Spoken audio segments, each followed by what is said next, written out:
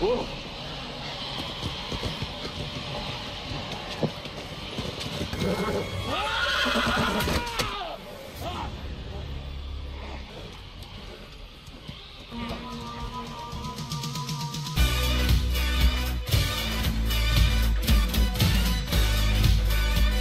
I ain't afraid of no rant. Hey, what is up, guys? It's Tyler. Welcome back to the Tyler Williams channel. Welcome to another Walking Dead review. This is your review of Season 9, Episode 4 of The Walking Dead. I do not exactly remember what the name of the episode is. Let me actually look that up real quick. The Obliged. And most of you guys already know how I am on this channel. At least, I like to believe a lot of you watching this probably have seen a lot of my reviews of previous Walking Dead episodes, where I give my honest opinions on the show. If it's shit, it's shit, and if it's good, it's good. More often than not, The Walking Dead has given me bad television, especially over the last 2 seasons. I feel like The Walking Dead has been giving me reasons to complain about the show. Listen, this episode right here, boy, bruh, I have not said this about a Walking Dead episode in a long time, but I fucking love this episode. This was a fucking great. I thought this was one of the best Walking Dead episodes they've had in a very, very long time.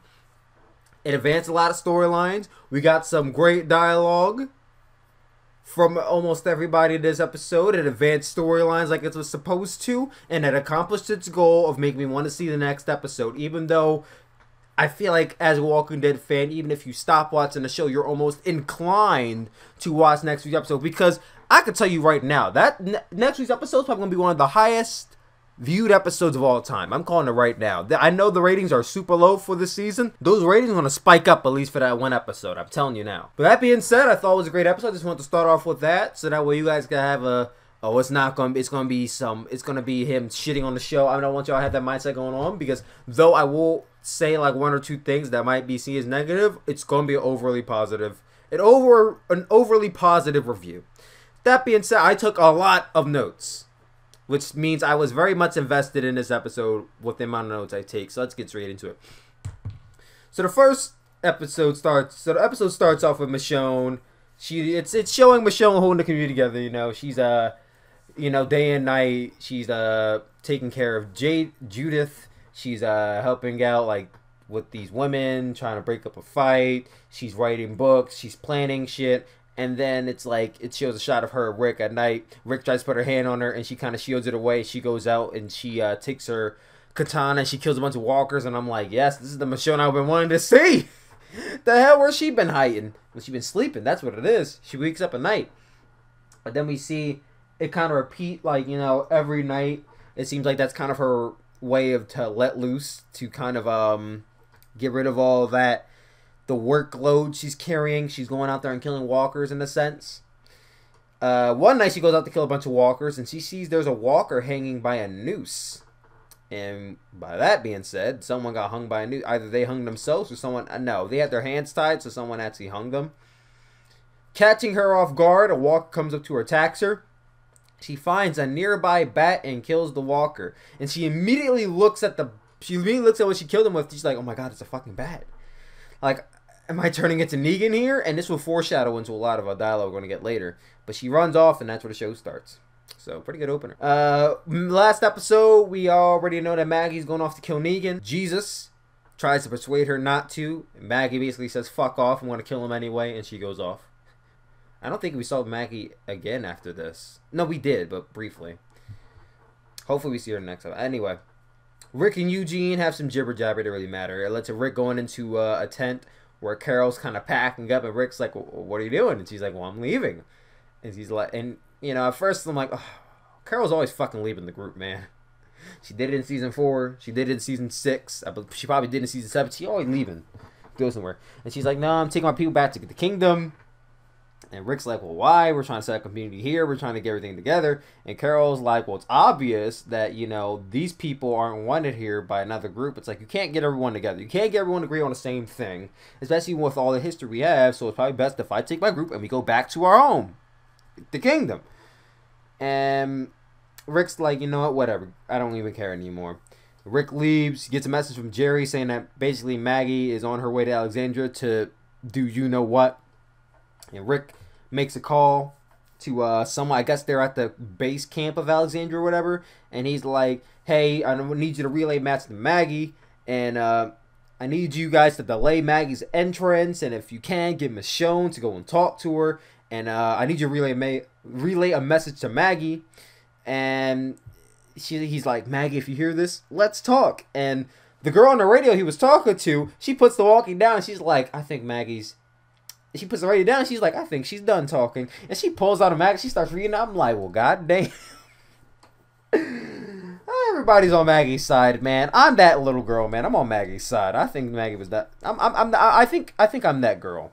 I'm that girl, honestly. Like, Maggie's done talking. Just pulls out a magazine, starts reading. Like, I don't got time for Rick's shit. Anyway, so Rick's on his way to go to talk to Maggie. He's about to get on his heart. And Daryl's like, well, why don't we take a ride? And Rick's like, okay. And I instantly in my head, I'm like, Daryl's about to put a slug in Rick's head. I'm like, this is how Rick dies, guys. Daryl kills him. I'm telling you, it's about to happen. As soon as Rick said, I'll take you over there, I'm like, something bad's about to happen. Something real bad's about. If Rick dies because Daryl kills him, I think Daryl will be my new favorite character. It'll add an incredible amount of depth to the character if Daryl kills him. And I'm like, well, we'll see what happens. So Daryl's taking him up to the point A, and he misses the turn. And Rick's like, well, hey, you missed the turn. And Daryl doesn't say anything. And Rick starts to put two and two together. He's like, pull over. So Daryl pulls over. Rick gets off, kind of all mad. Daryl gets off. He throws the bike down. I'm like, oh, shit, they about to fight? I'm like, oh. I rub my hands like, I'm like, oh, shit, here we go. I'm getting all, I haven't been this hype in a minute. And Rick's like, what is this? And Daryl's like, you know exactly what this is. And I'm sitting here like, you know, I feel like a gay porn probably could start off this way, but I'll buy into this fight. Anyway, so Rick goes to make a call on his walkie. Daryl slaps the shit out of his hand, and he pushes Rick down, and they start falling. I'm like, oh, shit, here we go. They're about to scuffle. Rick about to be throwing hands with Daryl. I'm like, I've been waiting to see this for like 8 seasons now. Let's go. But they fall into a ditch, and I mean, they fell into a deep ass. I don't know how the fuck this ditch was so deep. This was at least like, I don't know. It had to be at least a good 10 or 15 feet fall they took into this ditch. And we cut away. We get to Negan and Michonne, and they get some dialogue here. Now, mind you, in the episode, Michonne kind of got all weird because she killed a walker with a bat. So now she's about to go talk to Negan. And basically, Negan has been eating in days or whatever. He's on a hunger strike. And Michonne's like, well, you have to eat because you're supposed to be staying here forever. You're going to die in this cell. And you can't die in this cell if you die on starvation. So, yeah, I need you to eat. And Negan's like, well, unless you stay here and talk with me, I'm just going to die of starvation. So, take a seat. So Michonne does, of course. And then we get to Daryl and Rick. And this, by far, in my opinion, was one of the best scenes The Walking Dead has ever had. I think I have not seen Daryl talk this much, ever. This one scene right here, I've seen Daryl speak more than I think he's ever spoken in a single scene. It was just raw. It was just great emotion. So Daryl and Rick get into a bit of an argument with Maggie's actions. Rick saying that he understands why Maggie's going to kill Rick. And Daryl's like, I don't think you're so sure about this. Because if you were, you wouldn't be going to, you know, stop her. And Rick's like, well, what are you talking about? And Daryl hits him with some... Daryl's like, well, you'd be dead if it wasn't for Glenn. And I'm like, whew, you ain't have to go there. But you hit him kind of hard. And Rick looked like he kind of taken back by this comment. And he's like, did you forget, Rick? And I said, no, Daryl. Did you forget? Daryl, you're the reason why Glenn's ass is dead now. What the hell you talk about? Did you forget, Rick? I listen, Daryl's was awesome in this scene, but I had to point this out because it bugged me. Because Daryl looked like a goddamn hypocrite in this scene. He's talking about, did you forget about what Glenn did for us, what Glenn did for you, and da-da-da. I'm like, you're the reason why Glenn's ass is dead now. Like, what the fuck? If Daryl had not gotten up and punched Negan in the face, it would have just been Abraham who died. But no, Daryl had to get beside himself, and Glenn's dead. So I think Daryl's having selective memory or forget me over here, because obviously he's forgetting about what the real thing is here. But we're gonna put that to the side real quick. So Daryl's over here hitting Rick with some true facts, talking about how Negan staying alive is giving the Saviors hope, and about how Oceanside had every right to kill a rat. Basically, he told Rick that, yeah, Oceanside killed a rat, and I basically let it happen. And Rick's over here, he looks so befuddled. He's supposed to like, I can't believe you're saying any of this to me. He has that face, but he's not saying it. He's like, I can't believe what's coming out of your mouth right now. This is the fall talking here. You're not sassy saying any of this to me. Rick, he gets all teary-eyed, and he's like, look, if we kill Negan, then he's nothing more than a martyr. Everyone who died here was for nothing. And I'm like, you know, I could kind of see Rick's point of view, but it's like, honestly and truly, Rick, Negan deserved to die. Every right to die. He killed Glenn. He killed Abraham. He got a whole chain of people who died because of him. And yes, I know there's some sentimental feeling to him being alive, because if he's alive, then Carl's alive because Carl asked him. But fuck that shit. So Rick's like, if we kill Negan, then everyone who died was for nothing. And Daryl's like, well, what about the rest of us? You don't think we could have handled that? And Daryl is like, your problem is that you don't have faith in yourself. It's that you don't have faith in your own people. And I'm like, well, damn, Daryl. You need a goddamn microphone to be standing in front of a goddamn church. All that preaching you're doing right now. Like, the hell? And Rick's like, well, that's not true. And Daryl says, well, I died for you, and you know I died for Carl. But you're chasing something that isn't meant to be. And I'm like, Daryl fucking Dixon, you are a... Oh, where did this come from? Where did this come from? Daryl has been doing nothing but getting on my goddamn nerves all of season 8, and in this one episode, it just completely did a 180 for me. Like, I used to be a really big fan of Daryl up until season 8, and it just turned me around, man. It just turned me around, and it's mostly because Daryl ain't hold back. He had nothing to lose. It was him and Rick in that one hole. I highly doubt Rick was going to turn around and fucking put a gun to his head. But what was Rick gonna do? It's like, no, you're gonna stand here, you're gonna listen to me talk about this bullshit, and it made Rick look weak in a sense, because at the end of the day, when you think about it, Daryl's right. I mean, Rick's doing all this shit, making all these decisions, and it's like, yes, Rick in his head, in his mind, he thinks it's best for the group, but at the end of the day, is it for the group, or is it to keep your own sanity? Like, I feel like Rick, when he's making these decisions, it's like, Rick, that's not right, that's dumb, that's stupid.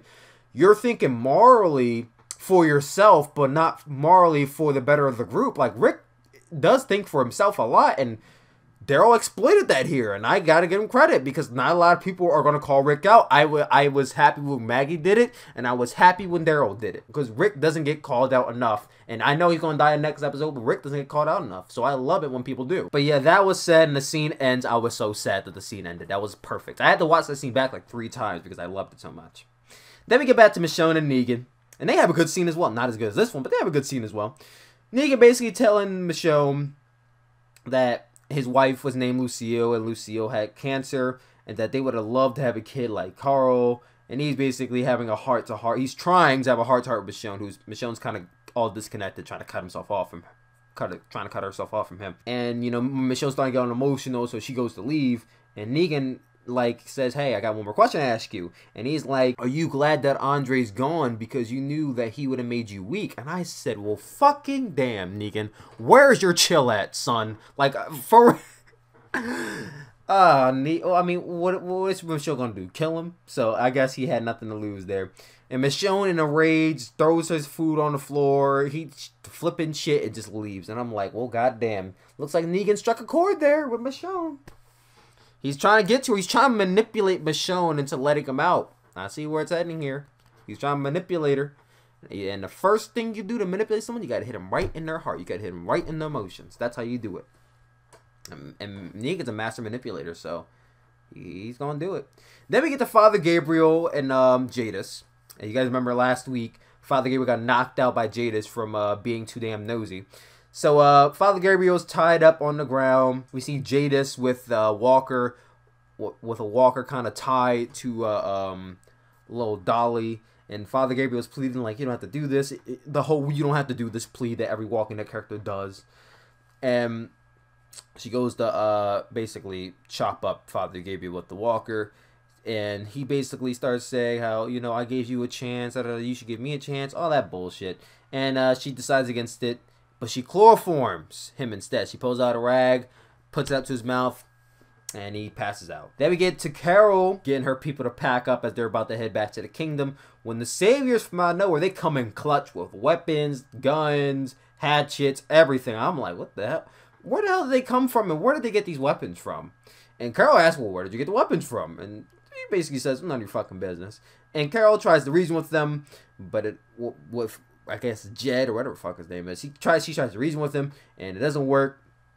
She puts her gun down, and I'm like, Carol is a master of getting out of shit, so she's gonna find somebody to get out of this. She takes the keys off of Carol. Carol kicks him right in the back of the leg and elbows him. I'm like, you learned that shit from Clementine. Fucking awesome, Carol. And this causes a bunch of chaos. There's guns. There's bullets dropping. There's people flying all over the place. Horses go. I don't think anyone died because you guys know that in these Walking Dead shootout scenes, no one ever dies. But get back to Rick and Daryl. They hear all this commotion, so now they kind of put their differences aside to try to get out of the ditch. Then we get back to Michonne. Michonne is in Alexandria, in an Alexandria house, kind of writing in her book. I don't know what she's writing exactly, but she gets fed up, I guess, with Negan's comment, and she goes back to Negan, and she's sassy. She's like, well, why did you say what you said to me? And Negan's like, kind of had to ask, but I'm sorry if it hurt your feelings. And he basically told Michonne that they're one and the same, and he basically tells Michonne that, hey, we're one and the same. I could kind of see our similarities, and I'm seeing more of me in you than you are, than you're seeing anything here. And Michonne, she's sitting here like, I see what's happening here. You're just trying to get me to get you out. You think I'm your last hope. Like, that's not going to happen.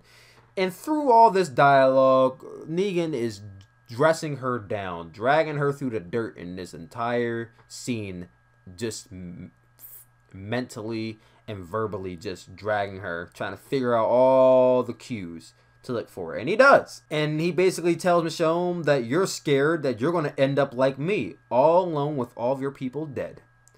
And that's why you can't face me the way you can. And that's why you're not going to let me out. And that's why you're probably going to end up the way he didn't say the last part, but I'm kind of adding that in.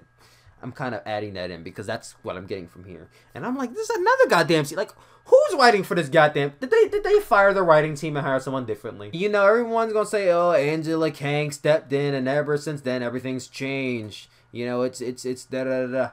And I will say, ever since Angela Kang, you know, stepped in, I feel like the episodes have been a lot better.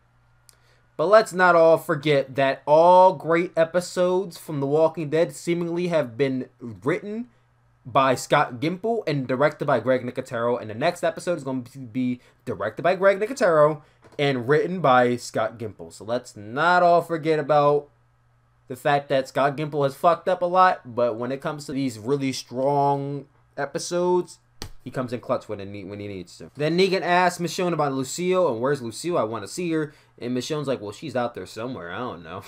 And she just leaves. And Negan, all dejected from the only thing, you know, he ever felt like he had possession close to his wife. He's like in a rage. Not in a rage. He's like all upset. I think he's like crying or something. And he starts beating his head against the stone wall. And I'm like, well, that's a stone wall, sir. You better chill out before you kill yourself. I'm like, well, maybe he is trying to kill himself. I don't know.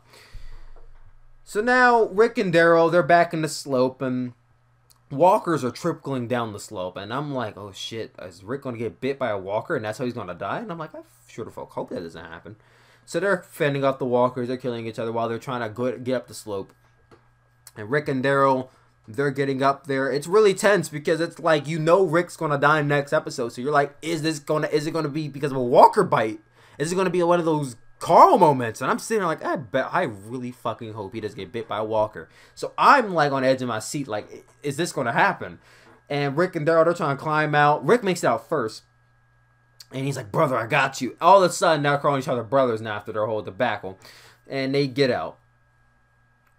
So now they get out, and they're about to head back to the camp. And they realize there's a bunch of walkers, a herd of walkers heading towards them. And Rick's like, I'm going to lead them away. And Daryl's like, no, just come with me. And Rick's like, no, I gotta lead them away. I don't want them to go near the camp, da-da-da. And Daryl's like, well, there's only one direction to head in. Like, how are you gonna lead them away? Like, how are you gonna get back home? And Rick's like, I'm gonna figure it out. Just go. And they go off. And they're separate directions. So Rick's on his horse leading the walkers away. And he reaches a dead end, and there's a bunch of other walkers. Now, the horse he's on is overwhelmed, seeing that, oh, where do I go? What do I do? And the horse like does the thing where he flings Rick off of him, and there's this pile of rubble, and rubble like there's a bunch of rocks. It flings Rick onto the rubble, and I'm sitting here like, oh my god. And I said, oh my god, like I first thought like, oh, he snapped his neck or he broke his back or something. But then you see a shot and he's impaled through the thing. And there's a bunch of walkers.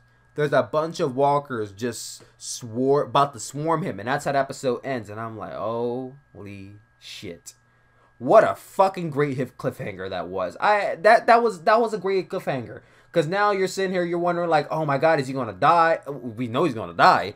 But you're like, oh my god, like, is he going to get torn apart by walkers or what's going to happen? And then they show clips from the next scene in the next episode. And I'm like, well, goddamn, now we know he's going to get out. I don't think any of that's real. I have a lot of shit to say. I'm going to do a lot of Walking Dead videos this week leading up to Rick's death. So make sure if you're a Walking Dead fan, you subscribe to this channel and tune in for all of that because it's going to be some dope ass shit. Anyway, thank you guys for listening to this review. What did you guys think about this episode? What are your thoughts? What are your opinions? All that jazz. Comment down below. I love you guys always, and I'll talk to y'all later. Peace out.